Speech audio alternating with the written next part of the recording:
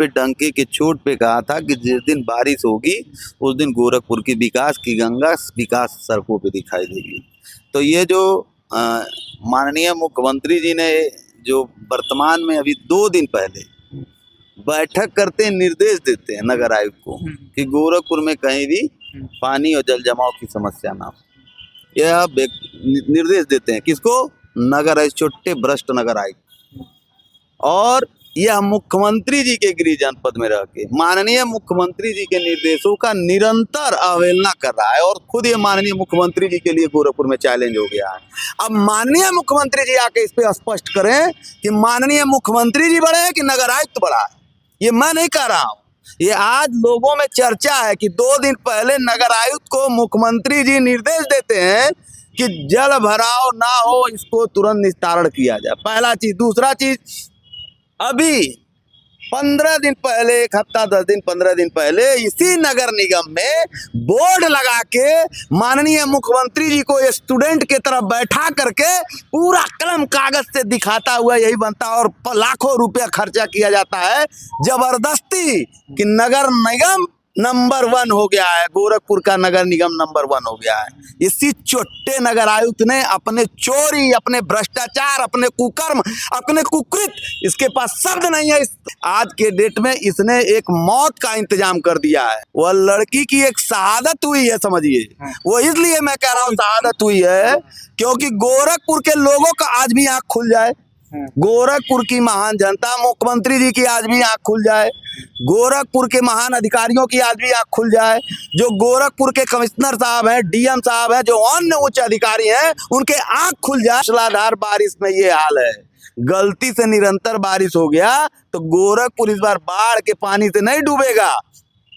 इस बार गोरखपुर नगर ये बरसात के कुछ लोगों की कमियों की वजह से, सरकार और प्रशासन की लापरवाही की वजह से उसका नतीजा ये होता है कि कल शाम को लगभग 4 बजे के बाद एक छोटी सी बच्ची, 8 साल की बच्ची, पीछे आप देख रहे होंगे उस मदरसे से पढ़ के वो आ रही थी।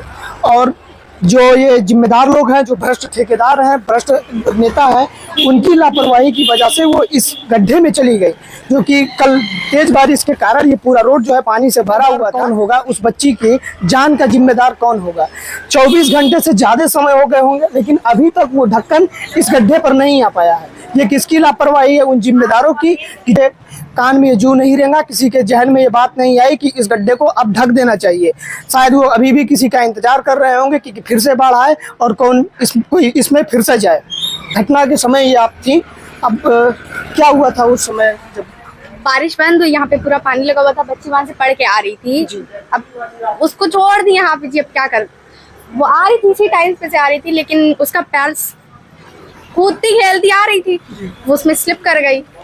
मेरे भाई बैठे हुए थे, वो बचाने की कोशिश की, हाथ टच हुआ लेकिन उसका हाथ छोटा पड़ गया, वो पकड़ नहीं पाई और उनके कूदने से वो बह गई थी। आप कहाँ थी उस समय? हम यही बैठे हुए थे, ये मेरी शॉप है।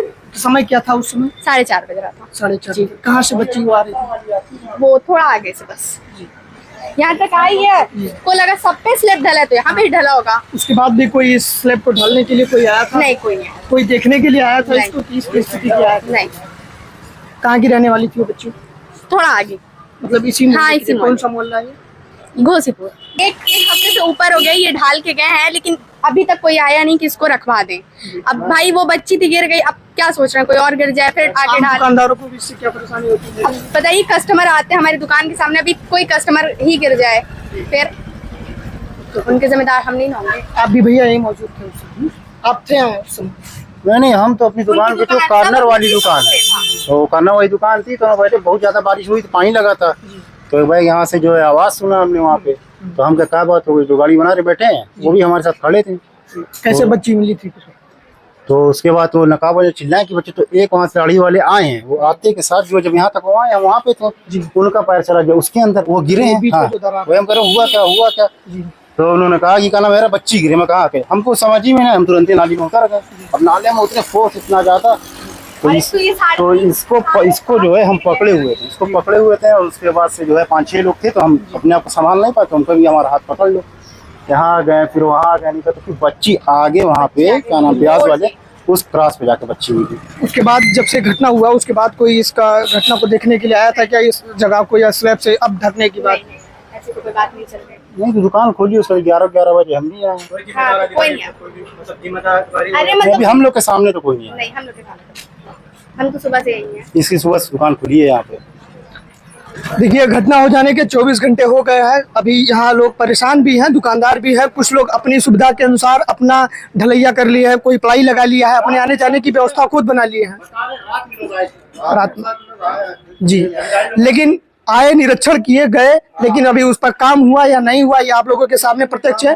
24 घंटे होंगे, शायद वो अभी भी किसी का इंतजार कर रहे हो कि शायद कोई और जाए इसमें, फिर मैं आता हूँ। लोग घटना के बाद मुआवजे की बात करते हैं, लेकिन उस व्यवस्था को, जो अव्यवस्था फैली, उसको सुधारने की बात नहीं करते।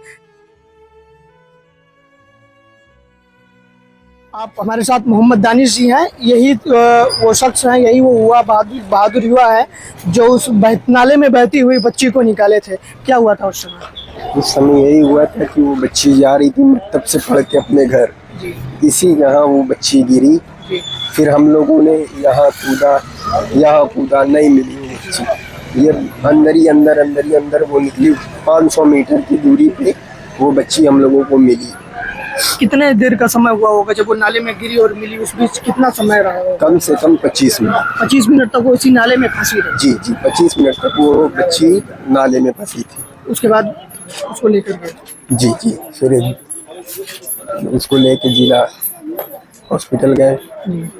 फिर उसके बाद क्या कहना चाहेंगे शासन व्यवस्था पे? अभी भी इस पर इसको ढका नहीं है। एकदम साफ ठेकेदार की गलती है ये जो हुआ है, सब साफ पार्षद, सब ठेकेदार की लापरवाही है, इसी वजह से बच्ची की जान चली गई। बस यही सब है। और